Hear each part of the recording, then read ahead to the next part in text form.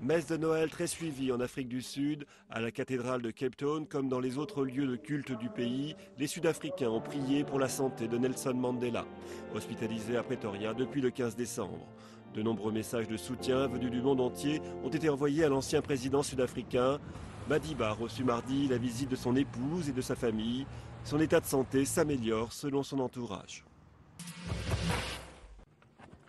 Dernier hommage à Djouba pour les 4 membres d'équipage russe tués au Sud-Soudan. Leur hélicoptère, marqué du sigle des Nations Unies, avait été abattu vendredi dans l'état du Jonglai.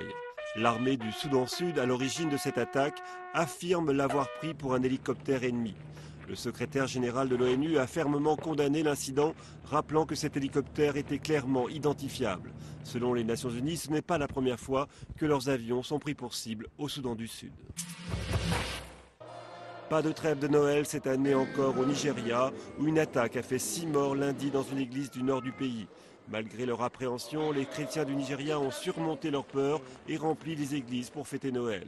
Depuis 3 ans, les églises sont frappées par d'odieux attentats qui ont fait de nombreuses victimes.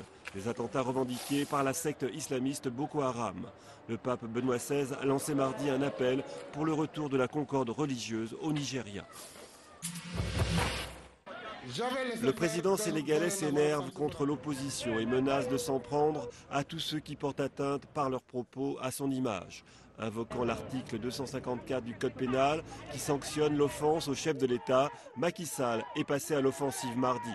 L'ancien ministre de la Justice, Amadou Lamine Sall, a été cueilli à son domicile après avoir refusé de se présenter devant la division des investigations criminelles.